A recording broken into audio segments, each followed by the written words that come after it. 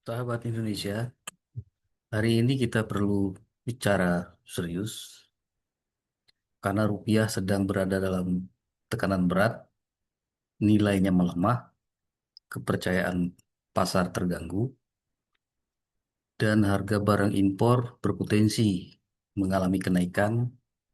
Tentu saja biaya produksi bisa ikut terdorong. Dan pada akhirnya, masyarakat juga yang menanggung akibat dari hal itu. Nah, pertanyaannya adalah, mengapa rupiah melemah?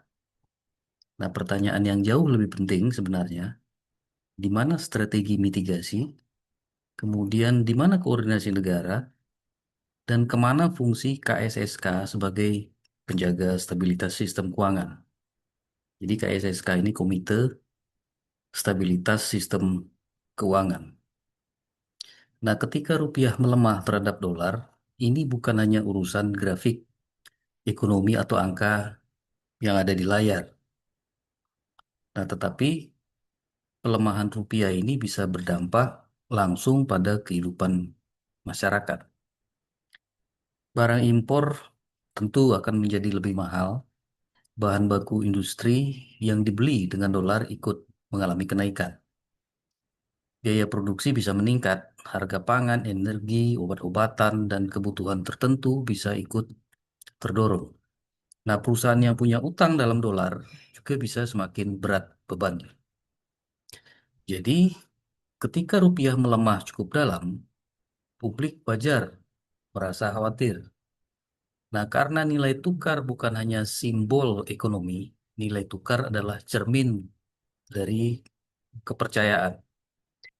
Kepercayaan terhadap investor, kepercayaan pasar, kepercayaan dunia usaha, dan kepercayaan masyarakat terhadap tentu saja arah kebijakan negara.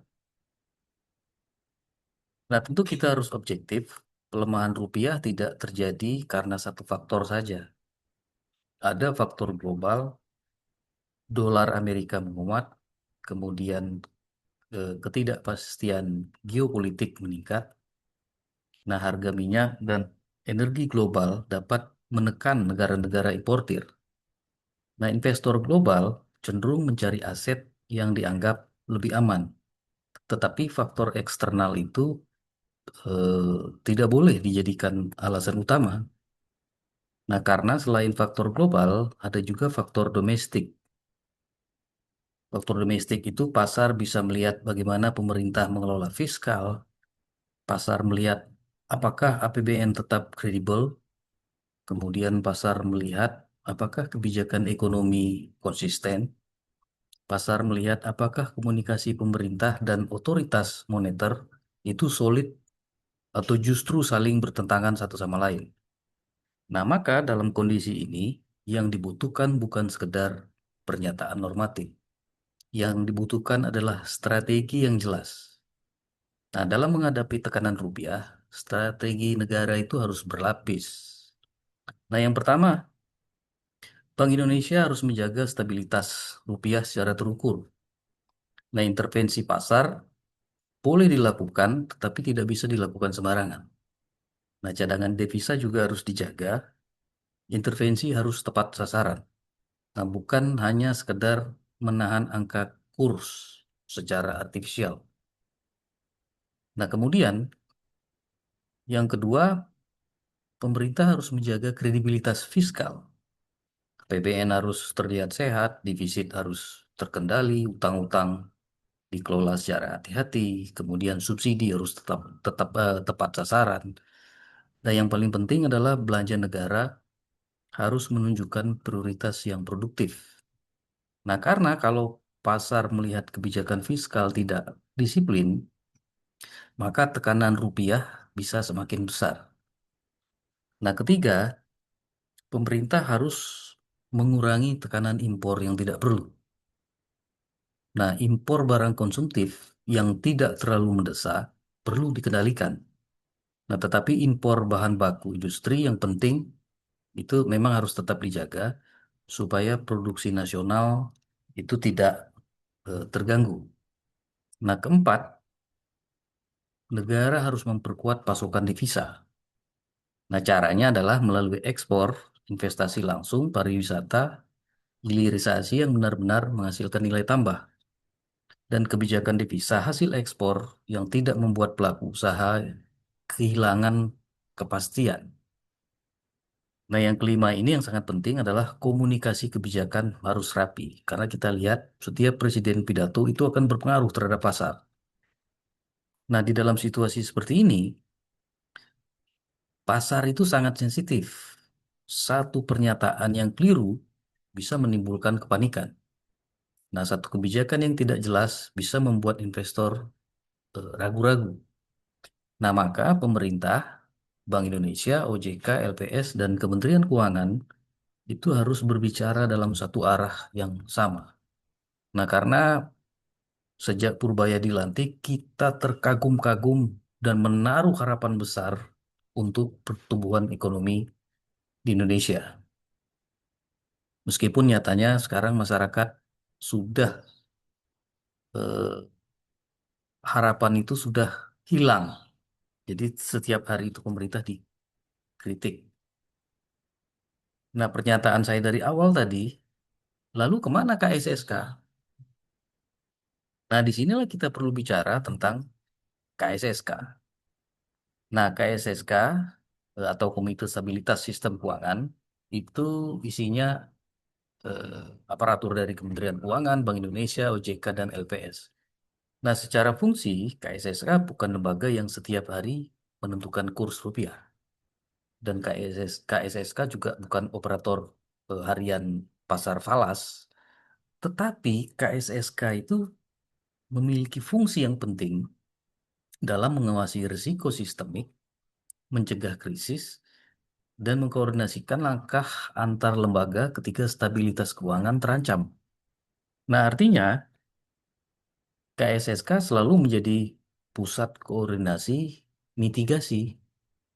Nah, ketika rupiah melemah, ketika pasar tertekan, ketika investor mulai ragu, ketika potensi inflasi muncul, ketika sektor keuangan berisiko terdampak, maka publik wajar kalau bertanya, apa peta risiko KSSK, apa skenario mitigasinya, lalu sektor mana yang paling rentan, dan apa langkah antisipatif pemerintah, atau apa yang dilakukan oleh OJK terhadap risiko sektor keuangan, dan apa yang disiapkan LPS jika tekanan merembet ke kepercayaan perbankan.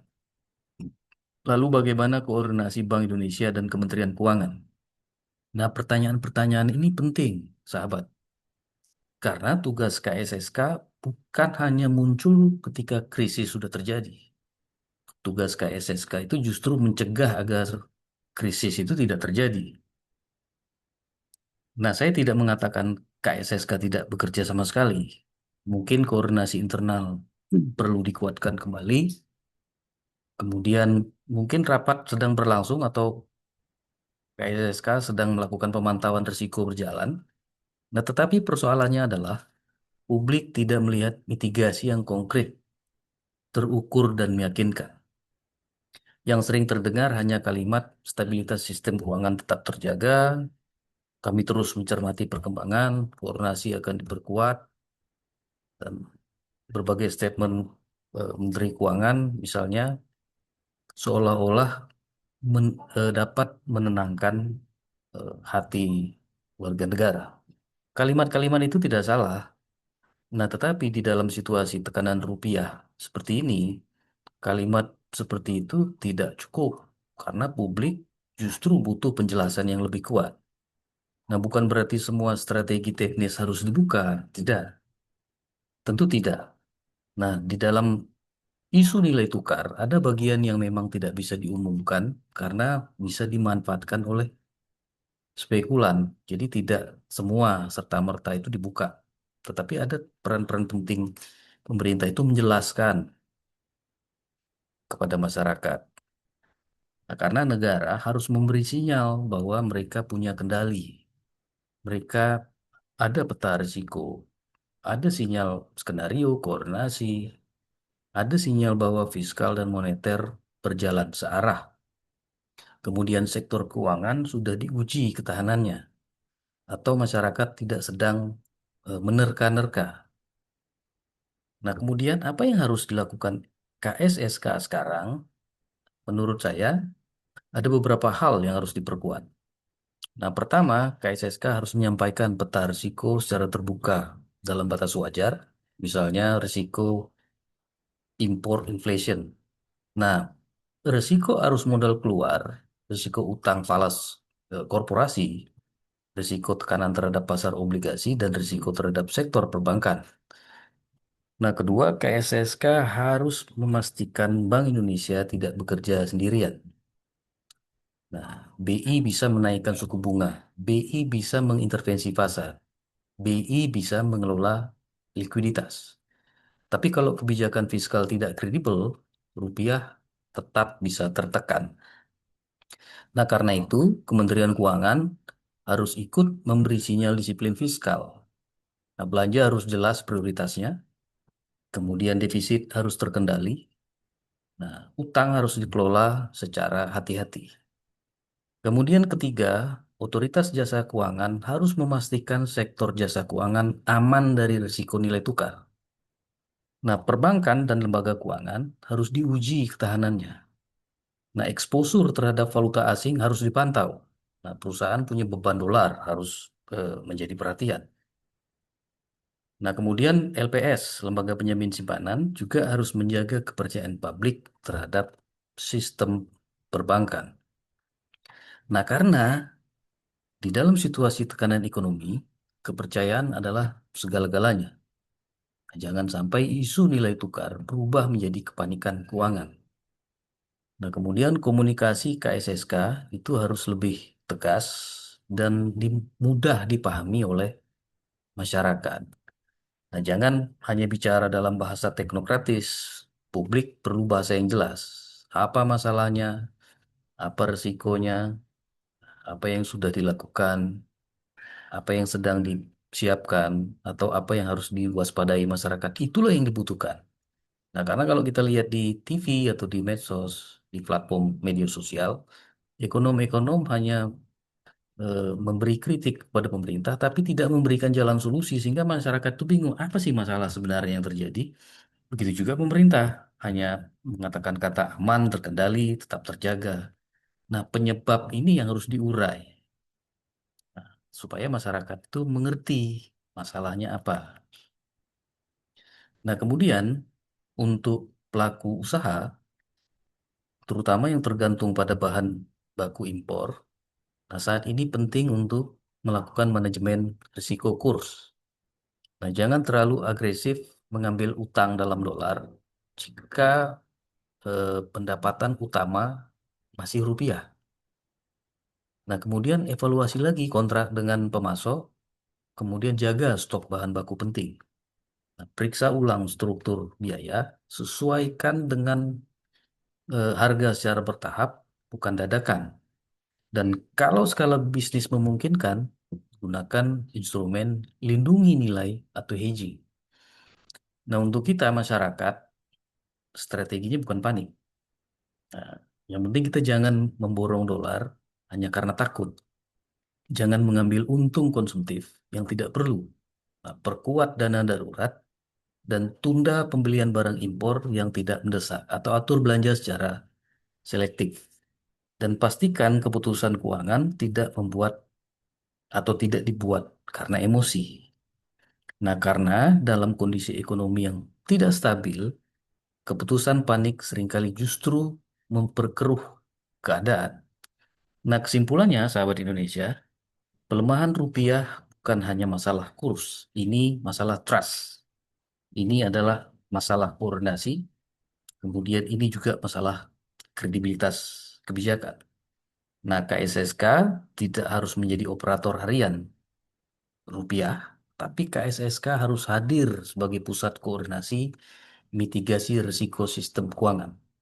Jangan menunggu sistem krisis baru bergerak, kemudian jangan menunggu pasar panik baru menjelaskan, jangan menunggu masyarakat kehilangan kepercayaan baru membuat kebijakan, karena fungsi negara bukan hanya memadamkan api ketika kebakaran sudah besar. Nah, fungsi negara adalah membaca asap sebelum api membesar.